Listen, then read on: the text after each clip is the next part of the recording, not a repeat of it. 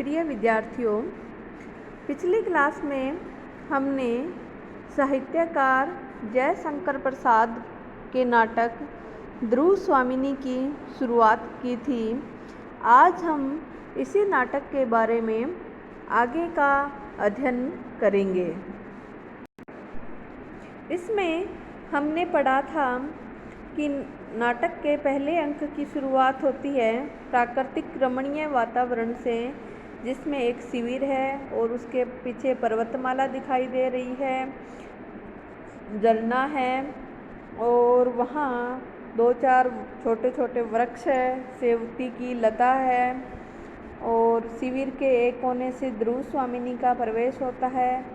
उसके पीछे पीछे एक तलवार लिए एक स्त्री आती है, तो ध्रुव स्वामिनी उस तलवार यानी खड़क धारिणी स्त्री से कुछ प्रश्न करती है, लेकिन वो कुछ उत्तर नहीं देती।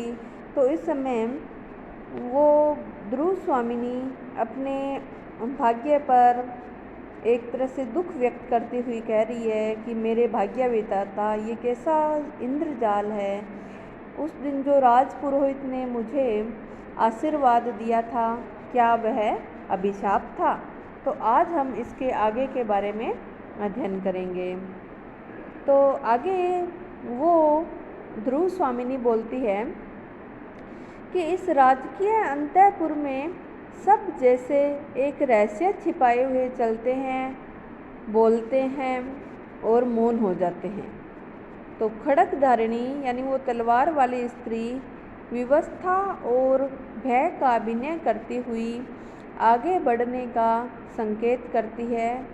तो क्या तुम मूक माने चुप, तुम कुछ बोल न सको, मेरी बातों का उत्तर भी न दो, इसलिए तुम मेरी सेवा में नियुक्त की गई हो। यह असह्य है। इस राजकुल में एक भी संपूर्ण मनुष्यता का निदर्शन नहीं मिलेगा। क्या जिधर देखो कुबड़े, बोने, हिजड़े, गूंगे और बहरे। चिढ़ती हुई ध्रुव स्वामिनी आगे बढ़कर झरने के किनारे बैठ जाती है। खड़क धारिणी भी इधर उधर देखकर ध्रुव स्वामिनी के पैरों के समीप बैठती है। खड़क धारिणी जो तलवार वाली स्त्री है, सशंक यानी शंका की दृष्टि से चारों ओर देखती हुई कि मुझे कोई देख न ले, और अपना मुंह खोलती है कि देवी किसको कहती है? ध्रुव स्वामिनी को। प्रत्येक स्थान और समय बोलने के योग्य नहीं होते। कभी कभी मौन रह जाना बुरी बात नहीं है। मुझे अपनी दासी समझिए। अवरोध के भीतर मैं गूंगी हूँ। यहाँ संदिग्ध न रहने के लिए मुझे ऐसा ही करना पड़ता है, यानी उसको ऐसा ही आदेश मिला है कि उसे मौन ही रहना है। ध्रुव स्वामिनी: अरे तो क्या तुम बोलती भी हो? पर यह तो कहो, यह कपट आचरण किस लिए, यानी तुमने मुंह क्यों नहीं खोला इतनी देर से? तो खड़क धारिणी स्त्री कहती है, एक पीड़ित की प्रार्थना सुनाने के लिए। कुमार चंद्रगुप्त को आप भूल न गई होंगी। ध्रुव स्वामिनी उत्कंठा: वही न जो मुझे बंदनी बनाने के लिए गए थे। खड़क धारिणी दांतों से जीभ दबाकर: यह आप क्या कह रही हैं? उनको तो स्वयं अपने भीषण भविष्य का पता नहीं। प्रत्येक क्षण उनके प्राणों पर संदेह रहता है। उन्होंने पूछा है कि मेरा क्या अपराध है?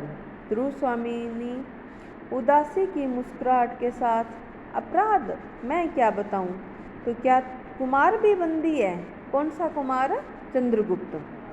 खड़क धारिणी: कुछ वैसा ही है देवी।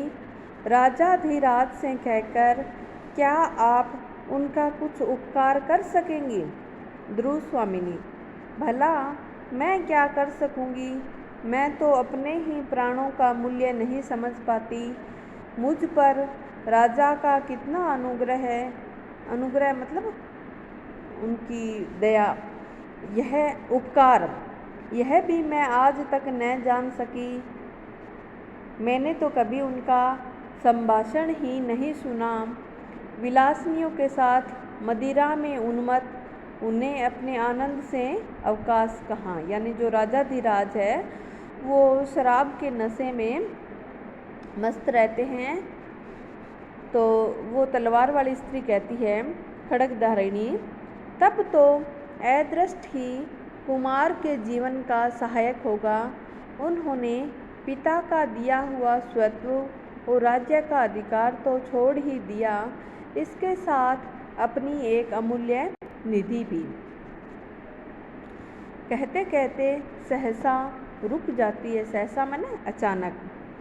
ध्रुव स्वामिनी, अपनी अमूल्य निधि, वह क्या? अमूल्य मतलब जिसका कोई मूल्य ना हो। खड्गधारिणी, यह अत्यंत गुप्त है देवी, किंतु मैं प्राणों की भीख मांगते हुए कह सकूंगी। ध्रुव स्वामिनी कुछ सोचकर, तो जाने दो, छुपी हुई बातों से मैं घबरा उठी हूँ। हाँ, मैंने उन्हें देखा था, वह निरभ्र प्राची का बाल अरुण। यानी प्राची का बाल अरुण किसको कहते हैं? उगता हुआ सूर्य। सुबह सुबह का जो लाल सूर्य होता है उसे प्राची का बाल अरुण। आह, राज चक्र सबको पीसता है, पीसने दो, हम निसहायों को और दुर्बलों को पीसने दो। खड्गधारिणी, देवी, वह वलरी जो झरने के समीप पहाड़ी पर चढ़ गई है, उसकी नन्ही नन्ही पत्तियों को ध्यान से देखने पर आप समझ जाएंगी कि वह किस जाति की है। प्राणों की क्षमता बढ़ा लेने पर वही काई जो विचलन बनकर गिरा सकती थी, अब दूसरों के ऊपर चढ़ने का अवलंबन बन गई है। ध्रुव स्वामिनी आकाश की ओर देखकर, वह बहुत दूर की बात है। आह, कितनी कठोरता है। मनुष्य के हृदय में देवता को हटाकर राक्षस कहाँ से घुस आता है।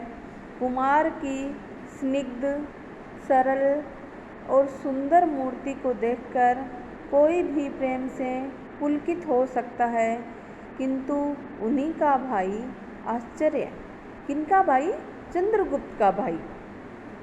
पुलकित होना, खुश होना, यानी चंद्रगुप्त की जो स्निग्ध, सरल और सुंदर जो चेहरा है, जो उनका जो मनोरम मुख है, उसको देखकर कोई भी प्रेम से खुश हो सकता है, लेकिन उनके खुद का भाई है वो उनसे प्रेम नहीं करता।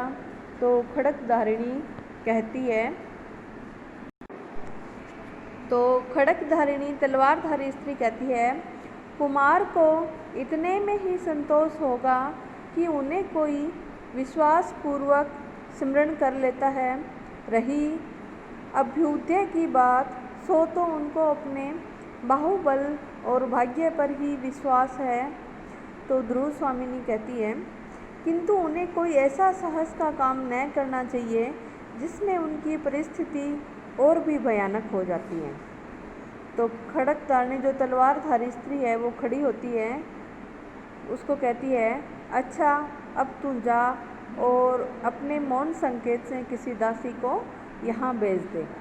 तो आज की क्लास में इतना ही, बाकी हम नेक्स्ट क्लास में अध्ययन करेंगे। धन्यवाद।